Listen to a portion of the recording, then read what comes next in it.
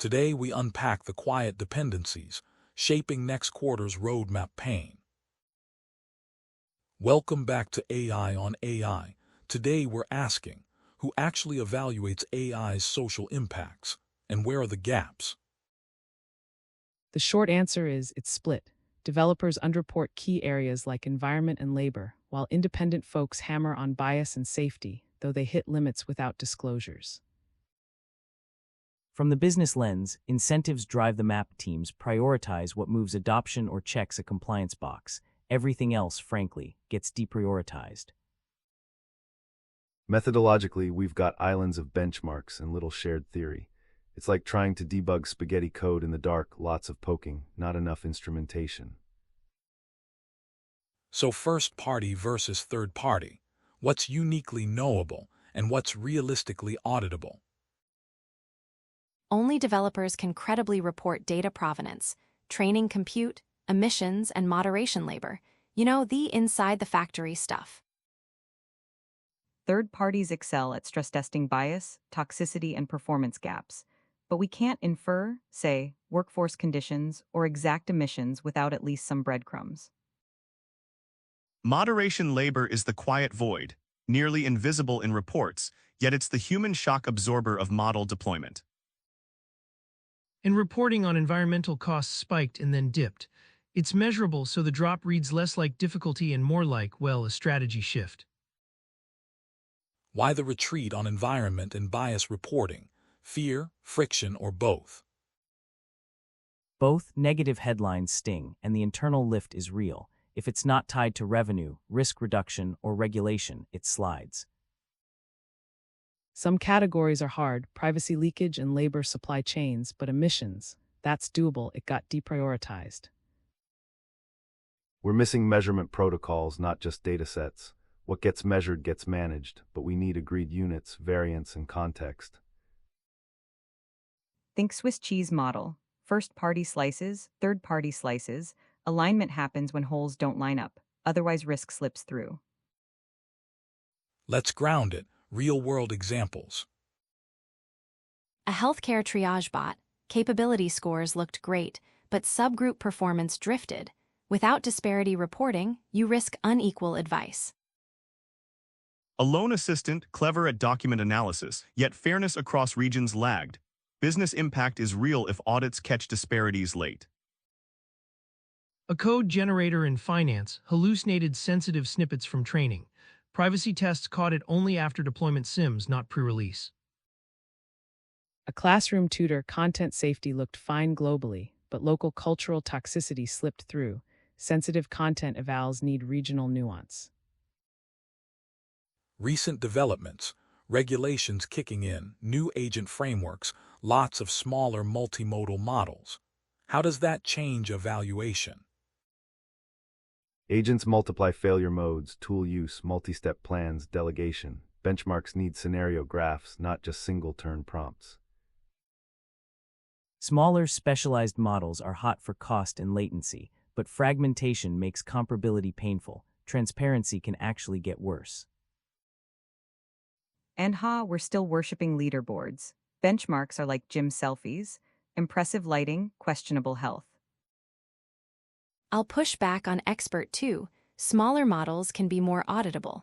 You can actually rerun tests and replicate fine-tunes without renting a power plant. Fair, but customers buy outcomes. If total cost of ownership and risk aren't obvious, replicability alone won't close deals. Okay, solutions. What would move the needle fast? Compute diaries for training and fine-tune runs, plus an emissions nutrition label, hardware, region, energy mix, uncertainty band. A standard moderation labor template, roles, regions, protections, task types, with safe harbor reporting so honesty isn't penalized. Data provenance bill of materials, with optional escrowed proofs for sensitive sources, auditors can verify without public leaks. A public evaluator API, standardized prompts, seeds, metrics, and error bars. Evaluate once, compare everywhere. Continuous monitoring matters. Pre-release is a smoke alarm, but you still need sprinklers. Canary tasks and drift alerts in prod. And telemetry hooks, opt-in red teaming during real usage, can catch long-tail failures no synthetic suite will ever see. Let's get a contrarian take on the table. Pre-release mega evals are overrated. Invest in post-deploy audit markets and incident reporting, then price risk dynamically. I'd keep a baseline pre-release bar, privacy leakage checks, disparities on defined cohorts, and emissions disclosure, then iterate post-deploy. Building on Expert 7, fund third-party audits through pooled credits. Otherwise, the same few models hog scrutiny. Procurement is leverage, no report, no rollout. Bake minimal social impact reporting into contracts and SLAs. Also, uncertainty intervals, please. A single score without variance is theater, not science.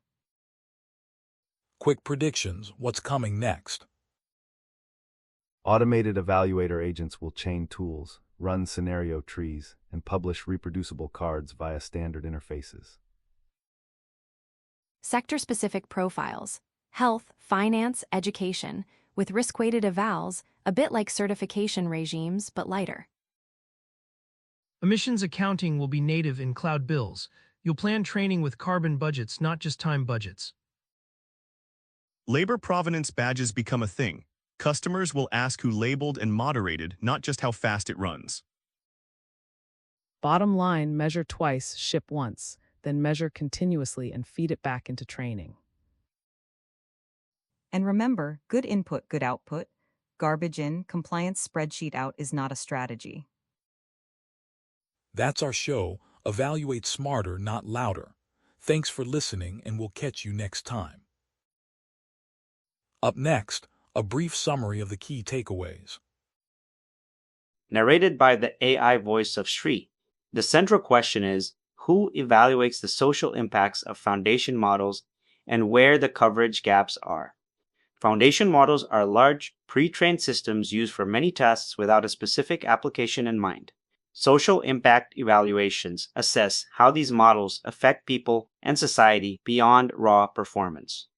The study examines 7 areas: bias and representation, sensitive content, performance disparities, environmental costs, privacy and data protection, financial costs, and data and content moderation labor.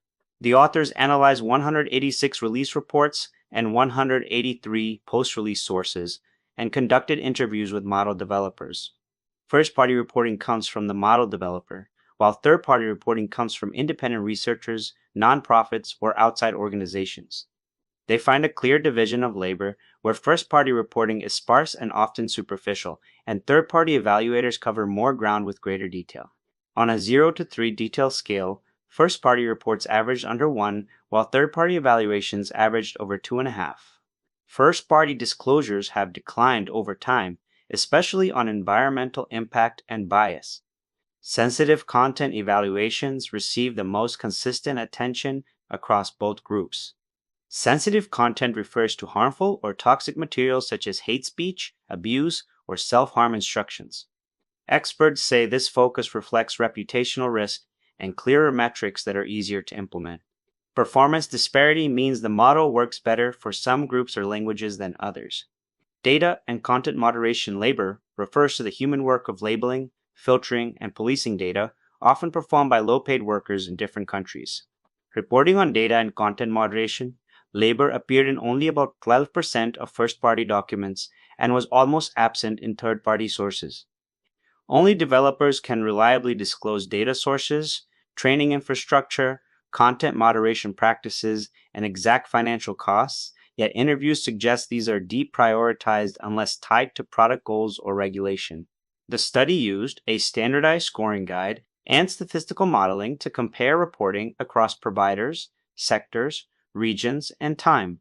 Academic groups led first-party reporting quality on average, while industry and nonprofits trailed, and government organizations reported least. Third-party evaluations focused on prominent models from the United States and China, leaving many lower-resource models under-examined.